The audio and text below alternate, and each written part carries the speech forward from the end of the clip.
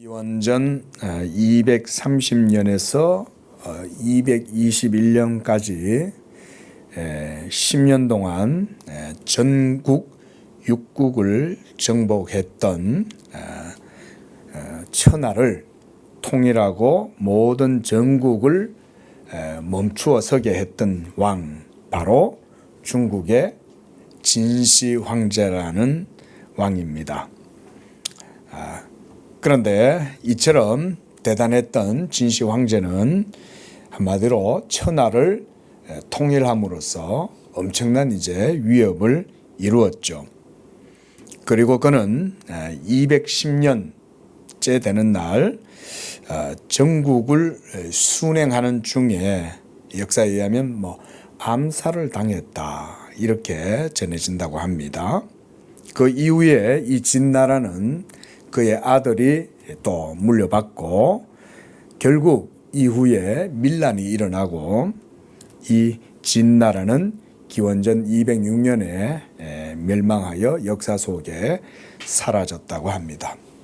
그런데 이렇게 고대의 기록에만, 문헌에만 확인되었던 이 진시 황제와 그의 행적들이 1974년도 3월 달에 중국 고대의 도시였던 이 서안이라는 곳에서 이 농민들이 우물을 파다가 우연하게 이 진흙으로 만들어졌던 이 병마 용갱을 발견하게 되었다고 합니다. 그렇게 해서 유적지 발굴이 대작업이 이제 이루어지면서 고대의 기록으로만 전해졌던 진시 황제의 왕릉이 그 모습을 드러내게 되었다고 합니다. 대서특필이 되고 전 세계에 이것이 다 알려지면서 엄청난 유물로서의 가치가 인정을 받아서 유네스코에도 등장되고 그랬다고 합니다. 대단하죠. 근데 이게 그렇게 위용이 대단했던 진시 황제, 우리가 또 유명한 불로초 이야기도 알잖아요. 불로초. 죽지 않으려고, 늙지 않으려고 온갖 좋은 명약을 찾아서 이 신하들을 온 세상으로 다 보내가지고 정말 용한 그런 약초를 구하려고 했던 그 황제, 진시 황제. 이번에는 바벨로니아입니다. 1899년에서 1917년 동안 독일의 고고학자였던 로베르트 콜데바이라고 하는 학자가 18년 동안 바벨론 유적을 발견을 했다고 합니다. 그는 인부들과 함께 지하 20m까지 이 흙을 파서 내려갔다고 해요. 여러분, 우리 교회는 지하에 있는데 한 몇 미터입니까? 한 5m 될까요? 안 되죠. 지하 20m가 이 바벨론 왕궁이, 이 성이 지하 20m까지 파묻혀 있었다는 거예요. 오랜 역사, 그러니까 기원전 200년 조금 더 전부터 해서 거의 2000년 기간이 흘렀죠. 그 기간 동안 그 위에 흙이 쌓이면서 20m가 쌓인 거예요. 20m. 권사님, 성경 속에 바벨론 아시죠? 그 이제 바빌로니아라고 그래요. 근데 이 바빌로니아가 우리가 알다시피 느부갓네살 왕이 바로 그 바벨론의 포로가 되었던 유대인들을 통치하고 말이죠. 또 아닥사스다 왕이라든가 이런 사람들, 다니엘과 메삭과 아벳느고 이런 다니엘과 세 친구들 이야기 나오죠. 그리고 또 고레스 원년에 이 고레스가 바로 그 포로 되었던 이스라엘 백성들을 다시 예루살렘으로 돌려보내고 이렇게 했던 그 바벨론. 그러나 결국 역사 속에 이제 멸망하게 되죠. 그러고 나서 메디아, 그 다음 페르시아가 정복하고, 그렇게 해서 페르시아 이후에 점점 더 헬라 제국이 등장하게 되고, 헬라 제국 다음에는 로마죠, 그죠? 그 느부갓네살 왕이 꿈에서 신상을 봤을 때 머리는 바벨론 느부갓네살 왕을 얘기해요. 그 다음 어깨는 은이었죠. 이 어깨는 이제 그 다음 말하자면 메디아와 페르시아, 그 다음에 헬라 제국, 그 다음 다리는 로마, 뭐 이런 식으로 우리가 이제 이해를 하죠. 그렇게 보시는 게 정확하게 성경을 보는 겁니다. 왜냐하면 그 제국들의 흥망성쇠가 예수 그리스도를 포커스로 맞춰져 있었기 때문에 그 어간에 이루어진 모든 제국들의 흥망성쇠는 바로 그대로 그렇게 성경에 해석하는 내용대로 그렇게 이제 이루어졌잖아요. 자, 그렇게 해서 이제 예수 그리스도께서 오신 거죠. 근데 그렇게 그때 당시에 이 바벨로니아가 얼마나 대단했습니까? 심지어 아시리아도 멸망했어요. 그리고 바벨론이 이제 그 이스라엘 백성들이 바벨론의 포로가 되고 난 그런 때에 이 바벨론이 당시에 가장 발흥했던 시대가 그때였습니다. 그래서 성경 다니엘서를 보면 느부갓네살 왕이 스스로 막 이렇게 자부심이 가득해가지고 그 바벨론 도성 위에 성 꼭대기에서 이렇게 왕궁 위에서 바벨론 도성을 바라보면서 이렇게 말했던 내용이 나와요. 보면 그게 얼마나 이제 자기의 위협이 참 얼마나 대단해 보였겠어요. 이야, 내가 왕이 되어가지고 이 거대한 도시 바벨로니아를 세우고 또 그 전설 속에서나 등장하는 바벨론 공중정원, 이건 아직 발견이 안 됐다고 해요. 근데 이 독일의 고고학자가 그 지하를 파헤쳐가지고 뭘 발견했냐면 그 유명한 바벨론의 이시타르 문이라는 것을 발견한 거예요. 이 이시타르 문을 거기에서 발견했는데 이게 얼마나 대단한지, 그때 고대의 벽돌을 구워가지고 예쁘게, 색깔도 얼마나 예쁜지 몰라요. 근데 그 색이 하나도 안 변한 거예요. 2000년 동안 땅에 묻혀 있는데도. 그거를 이 학자가 일꾼들한테 다 이렇게 일을 시켰어요. 그래가지고 그걸 전부 다 분해하고 이렇게 해가지고는 그걸 전부 상자 한 500상자 정도의 분량으로 그 뜯은 거를 전부 다 넣어가지고 독일로 가져갔대요. 그래서 독일의 그 박물관에다가 가져갔던 그거를 그대로 다시 재현해서 조립을 해가지고 세워놨대요. 그게 바로 바벨론의 이시타르 문이에요. 이 궁전을 들어갈 때 있었던 문이에요. 얼마나 아름다운지 몰라요. 그 2000년 전에 저는 뭐 직접 가보지는 않았지만 사진으로만 봤죠. 사진으로. 근데 이 이시타르 문이 참 예뻐요. 색깔이 너무 곱고 옥보석 같아요. 그 진흙을 구워가지고 만들었는데 참 2000년 전에 그렇게 진흙을 구워가지고 성벽 문을 장식할 정도로 기술이 대단했던 거죠. 근데 여러분, 제가 지금 드리려는 얘기는 뭐냐면 바벨로니아 제국이 그 당시에 위용이 얼마나 대단했습니까? 그러니까 느부갓네살 왕도 스스로 자부심을 가질 만하죠. 그러면서 그가 겁도 없이 이스라엘 백성들을 포로로 삼고 가혹하게 다스리면서 자기가 왕이랍시고 하나님 앞에서 큰 소리로 떠들었잖아요. 내가 이 거대한 제국과 성을 내가 만들지 않았냐 이러면서 자기 스스로 이제 우리 말로 그냥 자뻑에 빠진 거예요. 자뻑에. 그래가지고는 자축하고 있는데 그때 즉시로 하나님이 이 느부갓네살 왕을 향하여 말씀하시죠. 뭐라고? 네가 했다고?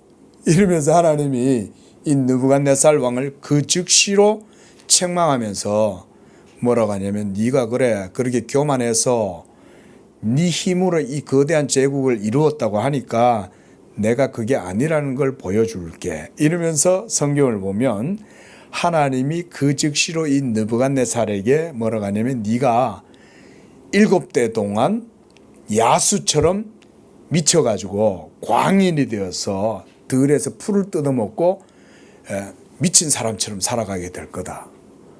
하나님의 말씀이 그 즉시 임했죠. 그래서 느부갓네살이 그 즉시로 정신을 잃어버려요. 무슨 동화 속에 나오는 이야기처럼 들리겠지만 여러분, 하나님은 이렇게 하실 수 있어요. 우리는 그걸 믿죠, 그렇죠? 제가 금요일 날에도 기독교 강요하면서 여러분들께 이제 그런 말씀을 드렸는데요. 여러분, 우리는 하나님을 어떤 분으로 이해해야 되냐면, 하나님은 지금 즉시도 돌로도 뭘 하실 수도 있고, 하나님은 즉시로 모든 걸 하실 수 있는 분이다. 우리는 이런 하나님에 대한 이해를 가져야 한다. 제가 자주 강조드리잖아요. 하나님은 여러분들의 머리털을 하나까지 다 세세요. 지금 다 하시는 거예요, 하나님이. 우리 생각에는 하나님이 우리에게 무관심하고 하나님이 눈에 안 보이니 없는 것 같고, 내가 생각해야 하나님이 있는 것 같고, 이렇게 생각할지 몰라도 여러분, 사실 하나님은 그런 분이 아니에요. 하나님은 하늘에 날아다니는 참새 한 마리도 하나님의 뜻이 아니면 땅에 떨어지지 않는다고 말씀했어요. 또 하나님, 예수님은 하나님의 통치가 얼마나 은밀한지 천지가 없어지기 전에는 율법의 1.1획도 땅에 떨어지지 않는다, 이렇게도 말씀하셨어요. 그 말은 뭡니까? 하나님은 어떤 분이라는 거예요.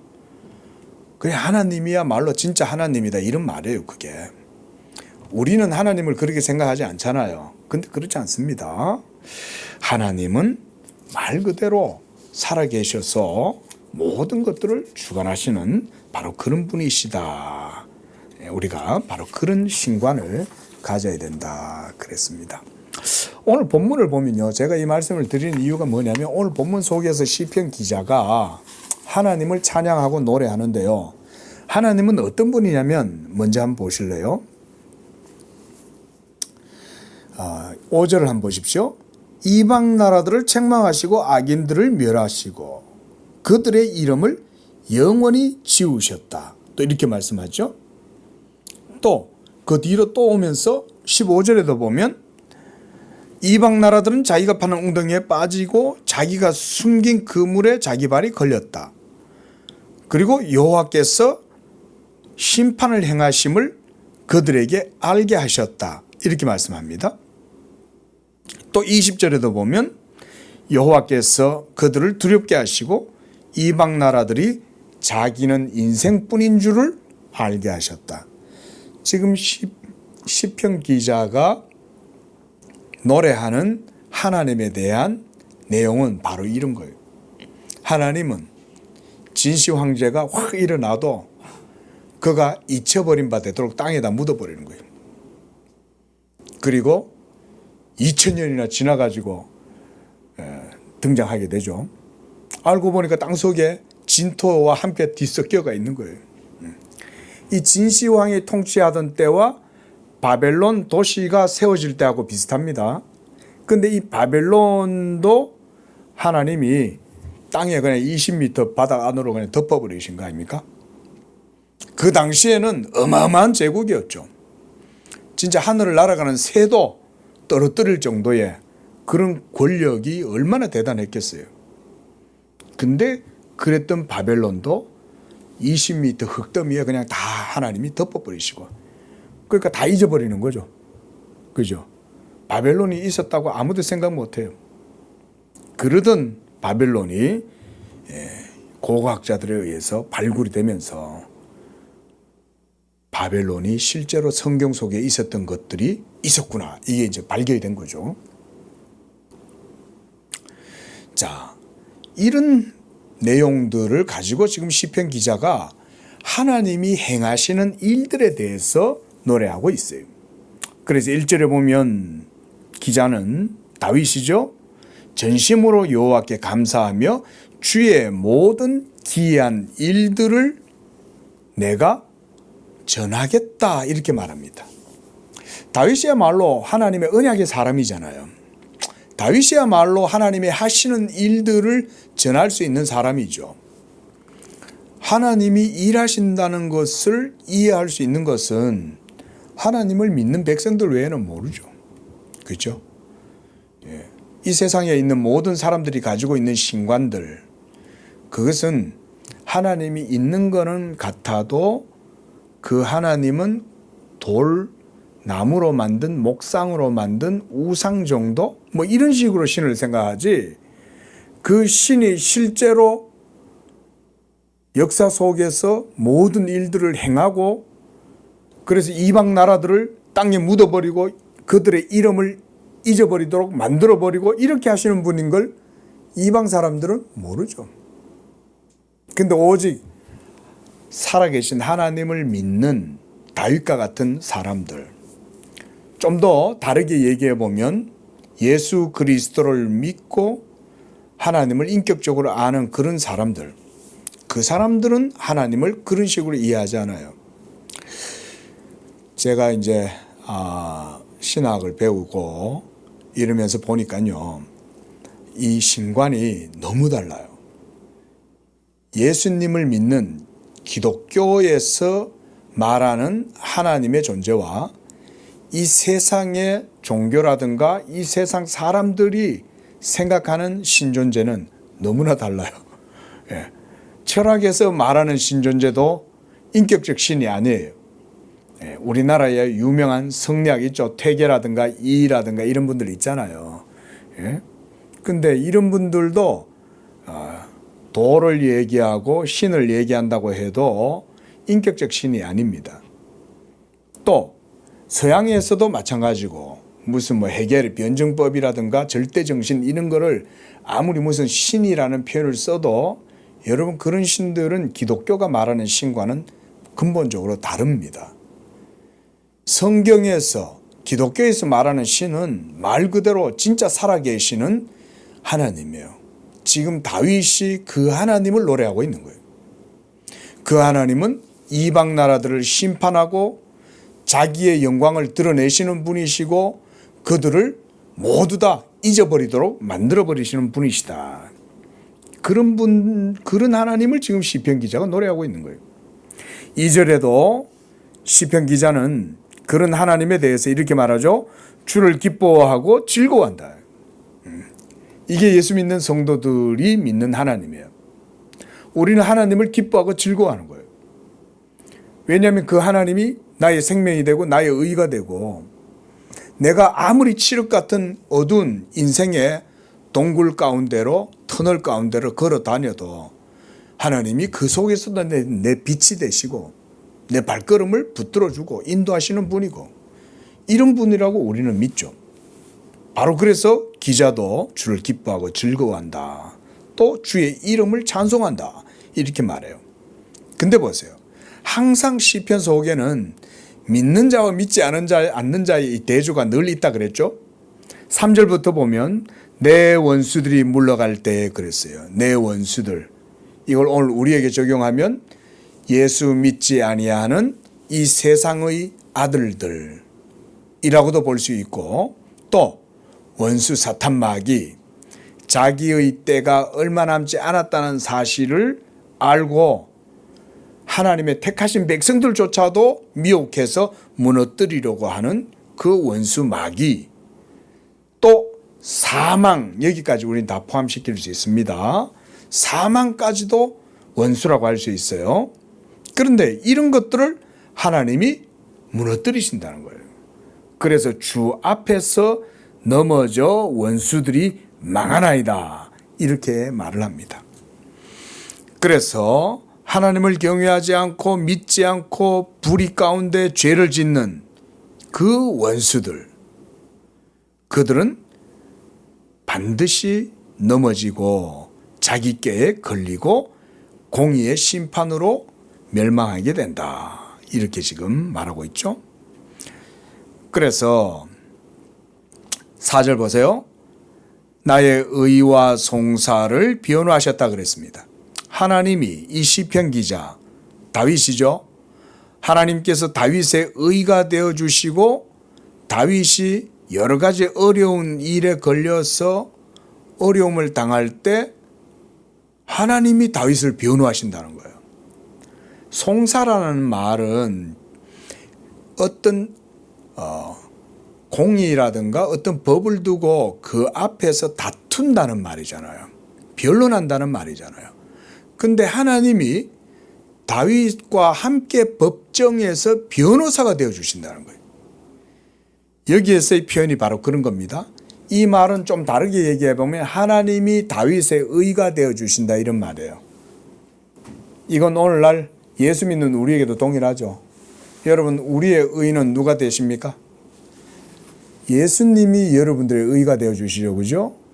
여러분들은 죄가 있고 연약하고 불의하다 할지라도 예수님이 우리의 주님이 되어서 나의 의와 송사를 변호해 주시는 분이 다윗의 주님 예수 그리스도, 우리가 믿는 그 예수 그리스도 동일한 분이다. 그래서 보좌에, 이 보좌는 이제 심판의 보좌입니다. 요한계시록에 나오는 보좌, 백보좌 있죠. 백보좌 심판. 요한계시록에도 그 백보좌 심판은 하나님의 공의의 심판좌를 얘기합니다. 그런데 그때도 여러분들의 의가 되어 주시고 여러분을 위해서 송사의 변호를 맡아 주시는 분은 예수님이시다. 그 얘기를 하는 것과 같은 거예요. 자, 지금 다윗이 노래하는 하나님을 보세요. 하나님은 어떤 분입니까? 공의로 심판하시면서 성도들의 원수를 하나님께서 성도들과 함께 하셔서 무너뜨리고 무찔러 주시는 분이죠. 그리고 그 악인들은 멸망당하게 하시면서 하나님의 백성들과는 하나님이 함께 하셔서 그들의 의를 변호하고 송사해 주시는 분이다. 이렇게 말하고 있는 거죠. 그런데 5절 보세요. 그 하나님이 이방 나라들에 대해서는 어떻게 하십니까? 이방 나라들을 책망하고 악인들은 멸하시고 그들의 이름을 지워버리신다. 이 스타리문이 그렇게 찬란하고 그렇게 위용이 대단해도 하나님은 흙으로 덮어버려서 바벨로니아가 있었는지 없었는지 전설 속에 그냥 하나님이 묻어버리시는 거예요. 진시 황제가 그렇게 천하 육국을 통일하고 온 나라들을 다 전쟁을 그치게 하고 황제라고 자칭했지만 황제라고 그렇게 자기를 지켜 세우던 진시황도 돌아다니다 그냥 암살당해서 죽는 거예요. 이게 하나님이 그렇게 하시는 거예요. 그렇게 해서 이와 같이 하나님이 공의로 그렇게 하신다.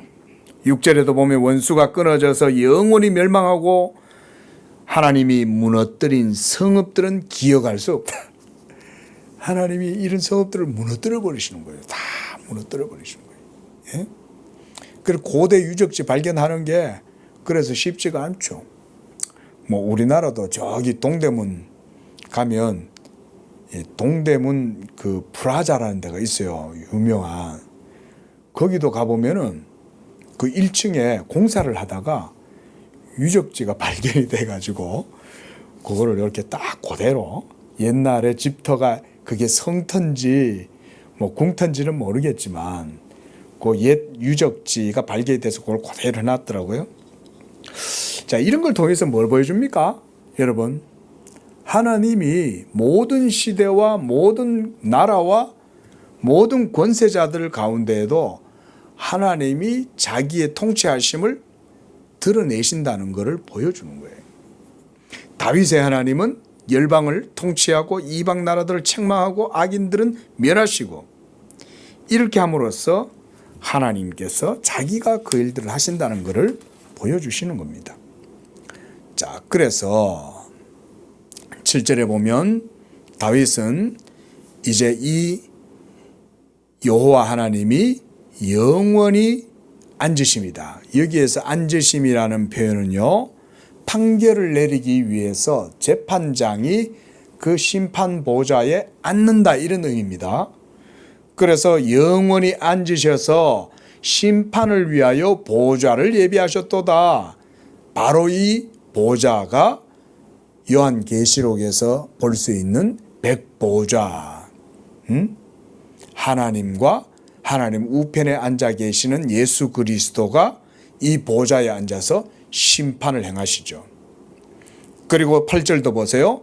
공의로 세계를 심판하고 정직으로 만민을 판결하신다. 자, 역사의 과정은요, 여러분들 이렇게 생각하셔야 됩니다. 지금도 모든 역사의 과정 속에 하나님이 이 일을 하고 계십니다.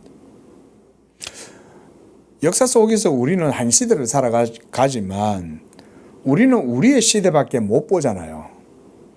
근데 여러분 역사를 좀 더 크게 보십시오. 100년, 더 넓게는 500년, 1000년, 2, 3000년 이렇게 보면요. 역사는 일정한 패턴이 있어요. 그게 뭐냐면 하나님이 역사를 주관하시기 때문에 하나님의 율법의 굴레를 역사가 벗어나지를 않아요. 그게 1, 200년 정도로는 잘 안 보여요. 근데 1000년, 2000년 이렇게 보면 인류의 역사는 자기들 마음대로 살아가는 것 같지만 사실 하나님의 율법의 길과 율법의 통제를 벗어나질 못해요. 벗어나면 하나님이 심판하시는 거예요. 예. 근데 그게 그 오랜 시간을 통해서 흔적을 보면 이제 느껴지는 거예요. 아, 예? 까불다가 이게 권력 갖고 있다고 까불면 큰일 나는구나. 예? 일반 소시민들은 그걸 몰라요. 동네 이장 정도로는 표시가 안 나요. 동네 이장님도 불법을 저지르면 당연히 공의로 사법 심판을 당하지만 권세자들은 더더욱 그렇습니다. 느부갓네살 왕 까불다가 하나님한테 심판당하죠. 징시 황제, 자기를 친히 황제라고 그런 거예요. 그랬는데 암살당해서 죽죠. 그 이외의 모든 교만한 나라의 권세자들 하나님이 다 꺾어서 무너뜨려요. 하나님이 하신다는 것을 보여주는 거예요. 꼭 기억하십시오. 그래서 하나님께서는 지금도 그 일을 하고 계신다. 여러분 이 사실을 꼭 기억하시기를 바라요. 자, 그러나 이렇게 행하시는 하나님이신데 9절에 보면 또한 이 하나님은 공의로 심판만 하시는 분이 아니에요. 9절을 보면 압제를 당하는 자의 요새가 되어주고 환난을 당하는 자들의 요새가 되어주며 하나님의 이름을 아는 자들에 대해서는 그들의 의지가 되어주신다. 또 그 하나님을 찾는 자들에 대해서는 하나님이 그들을 버리지 아니하신다. 이렇게 말하죠. 자, 여러분 여기서 주의 이름을 아는 자. 자, 질문합니다. 여러분의 주님의 이름은 뭡니까? 여러분들이 믿고 의지하는 주님의 이름이 뭐예요? 여러분들 알아요? 몰라요? 여러분들의 주님의 이름을 압니까? 그렇죠. 바로 여호와 하나님 예수 그리스도가 우리의 주님의 이름이죠. 제가 너무 어려운 질문을 했습니까? 예. 주의 이름을 아는 자란 얘기는 여호와 하나님이 예수라는 것을 아는 바로 그 사람들이 주의 이름을 아는 겁니다. 그런데요, 의외로 여러분들은 그렇게 그냥 쉽게 대답이 툭 나오지만 예수님을 여호와 하나님으로 모르는 사람들은요, 주님이 누구예요? 이렇게 얘기하면 주님의 이름을 모르는 사람들 많습니다. 주님, 하나님 있죠, 하나님. 하나님은 살아계실걸요? 그래요? 그럼 그 하나님이 누구예요? 이름이 정확하게 그 하나님의 이름은 아도나이, 여호와, 예수 그리스도, 다윗의 주, 예수 그리스도, 바로 그 주님의 이름을 안다 이 말인 거예요. 그래서 바로 이 주님의 이름을 아는 사람들은 하나님과 인격적인 관계를 맺는 사람들이에요. 여러분들이 영적으로 하나님과 관계를 맺을 때 예수 그리스도를 믿음으로써 하나님과 인격적 관계를 맺는 거예요. 그리고 이러한 하나님과의 인격적인 관계라는 것은 구약시대 때는 율법 아래에서 하나님과 언약의 관계를 맺은 것이지만 오늘날 우리가 살아가는 이 신약의 시대에는 이제 성육신하신 하나님의 말씀, 그 예수 그리스도를 믿음으로써 우리가 이제는 옛 언약이 아니라 복음 언약 안에서 하나님과 더욱 친밀한 관계. 이게 이제 우리가 주님의 이름을 아는 것이다. 이렇게 이해를 한다는 것입니다. 믿으시기를 바랍니다. 여러분, 우리가 예수님을 믿는 건 하나님과 언약의 관계, 하나님과 인격적 관계를 가지는 거예요. 여러분들도 하나님을 알기를 원하신다면 예수 그리스도 믿는 것에 더욱 창념하셔야 돼요. 더욱 예수 믿는 것에 열심 내셔야 돼요. 그러면 여러분, 오늘 본문에도 보면 주를 찾는 자들 그러잖아요. 그러면 주를 찾는 자들이 주를 만나게 됩니다. 자, 이제 11절입니다. 그래서 이제 기자는 시온에 계신 여호와를 찬송하라. 여러분, 그냥 여호와를 찬송하라 이러면 되는데 왜 시온에 계신 여호와 그랬을까요? 여러분, 여기서 시온이 뭘까요? 시온이? 우리가 이사야 강의할 때도 제가 이 시온에 대한 내용들을 좀 말씀을 드리고 다니엘서 때도 제가 이런 시온의 개념을 제가 여러분한테 좀 말씀드렸죠.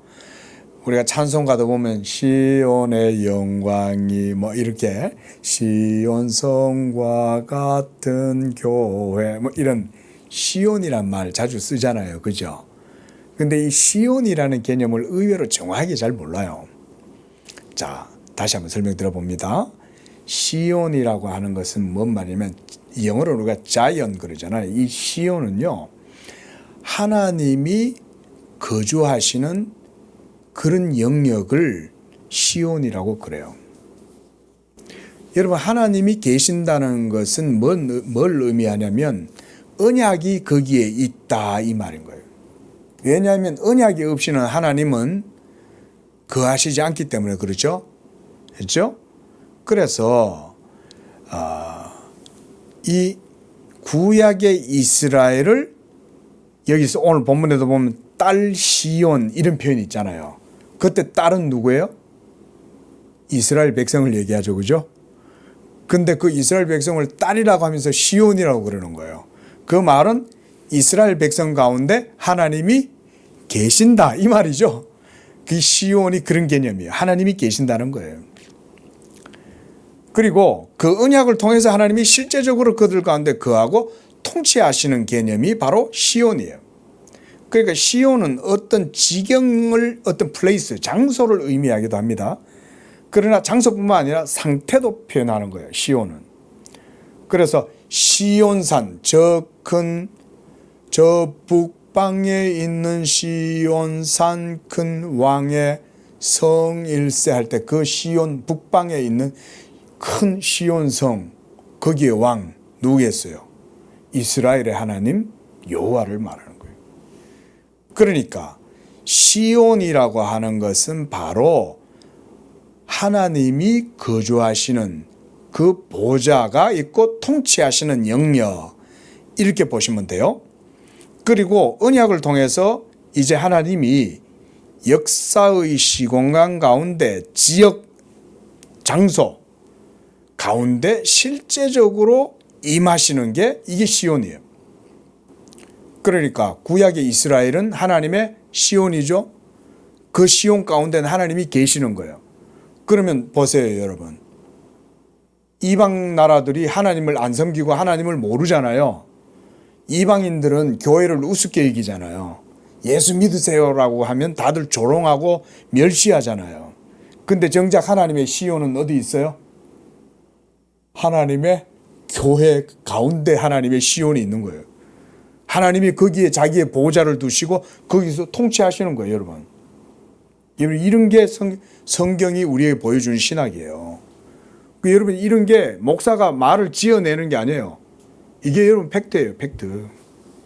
하나님이 우리 가운데 자기 시온을 두시는 거예요. 그러니까 우리 안에도 이 시온이 있는 거예요, 사실상. 그리고 우리 교회만 있는 게 아니라 예수를 머리로 삼는 모든 교회들 속에 하나님의 시온이 거기에 있는 거예요. 그래서 하나님의 통치 영역 또는 하나님의 나라라는 개념으로도 생각할 수 있어요. 우리 성도님들 그 시오니즘이란 말 들어보셨어요? 들어보셨죠, 그죠? 이 시오니즘이라는 거는 지금 저 팔레스타인에 있는 이스라엘 사람들이 열망하고 회복하기를 원하는 그런 그 이스라엘 민족 정신이잖아요. 근데 그런 시오니즘은 비성경적입니다, 여러분. 실제로 여러분 하나님의 시온은 지금 예수 믿는 참 이스라엘 우리 가운데 하나님의 시온이 이루어지는 거지 팔레스타인 땅에 이루어지는 건 비성경적이에요. 그분들이 예수님을 안 믿고 성경을 바르게 이해를 하지 않으니까 오로지 유대인들 이스라엘 사람들 자기들만 참 시온을 이루겠다. 그게 시오니즘의 정체잖아요. 근데 여러분 시오니즘은 그런 시오니즘은 비성경적이에요. 진짜 시온은 하나님이 사랑하시고 하나님의 이름을 알고 믿는 사람들 그들 가운데가 이제 진짜 시온이에요.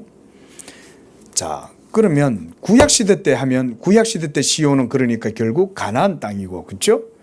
그 가나안 땅 중에서도 더 깊은 곳은 어디입니까? 예루살렘이죠. 그죠?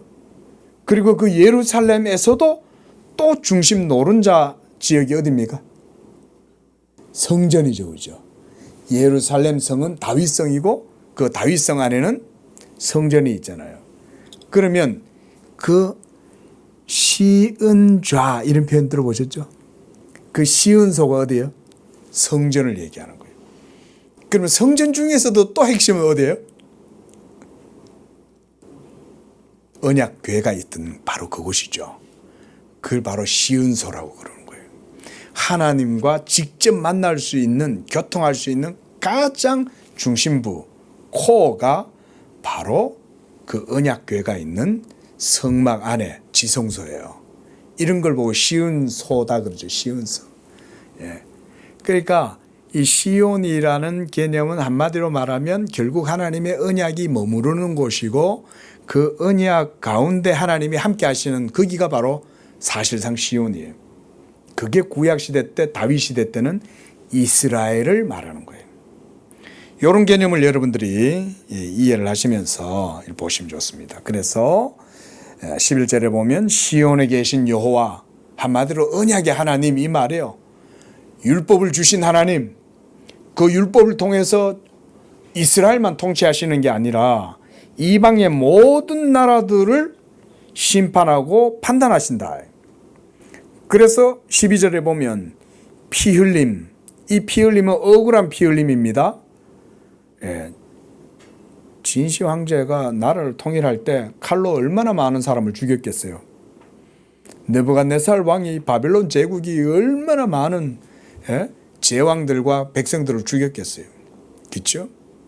근데 그런 피 흘림을 하나님이 신문하고 그들을 기억하고 가난한 자의 부르짖음을 잊지 아니하신다. 이렇게도 말씀을 해요.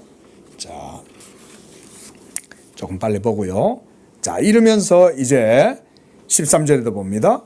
여기서도 보면 기자는 바로 그 시온에 거하시는 하나님께 은혜를 베풀어 달라고 기도합니다. 이게 우리의 신앙도 똑같죠. 저도 늘 하나님께 기도할 때 하나님 은혜를 베풀어 주소서 이렇게 기도합니다. 여러분 당연히 우리가 구원받는 것도 은혜로 구원받고 이 값없는 믿음으로 그 은혜로 구원받지만 늘 삶 속에서 여러분 하나님께 기도할 때도 여러분 늘 은혜를 의지하세요. 늘 은혜를 기억해야 됩니다. 우리도. 그리고 보세요. 사망의 문에서 일으키시는 하나님, 생명의 하나님이 우리를 사망 가운데서 일으키잖아요. 또 14절에 보면 그리하시면 주의 찬송을 전할 것이요 딸 시온의 문 그랬습니다. 바로 이게 언약을 얘기하는 거예요. 여기에서 뭐 시온의 문이다 그러면 실질적으로는 예루살렘 성문이라고도 할 수 있지만 그러나 하나님의 은혜 앞에서 하나님이 거주하시는 바로 그것입니다. 그것에서 주의 구원을 기뻐하겠다라고 노래하고 있습니다. 그러나 15절에도 보면 다시 반복되죠. 지금 이 시편은 이제 반복 형식 어구를 취하는 겁니다. 그게 시의 형식이죠. 그러면서 여기서도 다시 이방 나라들은 자기가 판 웅덩이에 빠지고 자기가 숨긴 그물에 자기 발이 걸렸다. 여러분 이게 공의죠. 공의.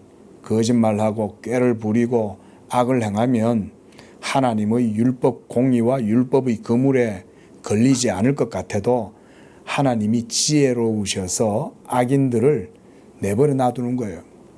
이 희한하게 하나님이 내버려 놔두면 공의가 반드시 잡아요. 예, 공의가 작동하고 있기 때문에 반드시 걸립니다. 예, 그래서 우리가 완벽 범죄 없다 이러잖아요. 완벽한 범죄는 없어요. 예, 왜냐하면 율법의 그물에 반드시 걸리기 때문인 거죠. 우연하게 걸리죠. 우연하게. 근데 그게 우연한 줄 알았는데 사실은 알고 보면 우연이 아니에요. 하나님의 율법의 그물과 웅덩이가 다 있는 거예요, 이게. 그래서 악인들은 반드시 거기 걸립니다. 자, 이렇게 함으로써 16절에 보면 하나님이 자기를 알게 하신다는 거예요. 하나님이 이런 분입니다. 이거는 공의로 자기를 알리시기도 하지만 저는 우리 성도들께는 이렇게 말씀드려요. 하나님이 여러분들을 사랑하시고 여러분들과 함께 하신다는 것을 하나님이 여러분들에게 알게 하시고 여러분들도 그걸 깨닫기를 하나님이 원하세요. 저는 여기에 덧붙여서 그걸 말씀드리고 싶어요. 그러니까 하나님이 여러분들한테는 공의로 대하시는 게 아니라 자비와 인자하심과 진실하심으로 내가 너를 이와 같이 택하고 사랑해. 그리고 네가 그걸 좀 알았으면 좋겠어. 하나님이 이렇게 생각하신다 이 말이에요. 여러분 경건생활 하시다 보면 민감해지면 하나님이 이렇게 하신다는 걸 느껴요. 이거 뭐지? 하나님이 야 뭐지 이거? 이런 생각이 든다니까요. 근데 좀 더 깊이 잠잠히 묵상을 해보면 아버지가 자녀가 아버지를 의지하는 걸 아버지가 좋아하잖아요. 우리 건우가 저보고 아빠 무서워 이렇게 해도 야, 이 녀석 그게 뭐 그렇게 무서워 하고 제가 이제 막 하지만 그래도 우리 건우가 아빠 하고 의지하면 제가 기분이 좋아요. 예? 아마 하나님도 아마 그런 마음이실 거예요. 여러분들이 하나님을 그렇게 의지하면 하나님도 알게 하신다. 기억하시면 좋겠어요. 그래서 18절도 보세요. 궁핍한 자는 잊어버림을 당하지 아니하고 가난한 자들은 영원히 실망하지 않을 것이다. 왜? 하나님이 자기의 인자와 긍휼을 보여주시기 때문에. 그래서 이제 결론적으로 19절에서는 기자는 여호와의 공의가 실현되기를 바라요. 그래서 하나님 그 심판의 보좌에서 일어나셔서 악인들을 무찌르소서 이렇게 말해요. 그리고 인생으로 하여금 하나님 앞에서 승리를 얻지 못하게 하시고 이방 나라들은 심판을 받게 하소서. 이건 하나님의 공의를 찬양하는 거죠. 그렇죠? 공의를 찬양하는 거예요. 그래서 그들로 두렵게 하시고 이방 모든 권세와 정사와 통치자들이 자기들은 그저 하루아침에 피었다가 지는 아침 안개와 같은 존재다. 그걸 알게 하소서. 이렇게 하면서 하나님의 그 하나님 되심을 찬양을 하는 겁니다. 기도하겠습니다. 거룩하고 자비로우신 하나님 아버지, 진실로 살아계시는 그 하나님은 지금도 우리의 모든 호흡과 우리의 삶을 주장하시고 무엇보다 주의 택한 시온 백성들은 하나님께서 인자와 긍휼하심과 진실하심으로 그들을 대하셔서 모든 위경 중에서도 그들을 건지시고 환난 날에 요새가 되시고 바위가 되셔서 그들의 변호사가 되어주시고 그들의 모든 의가 되어주시는 하나님이신 줄로 믿습니다.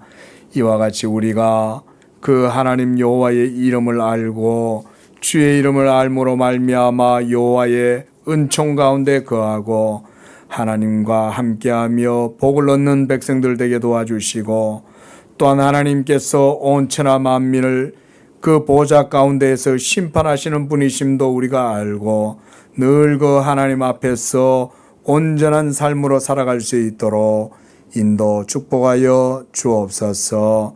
예수님의 이름으로 기도합니다. 아멘.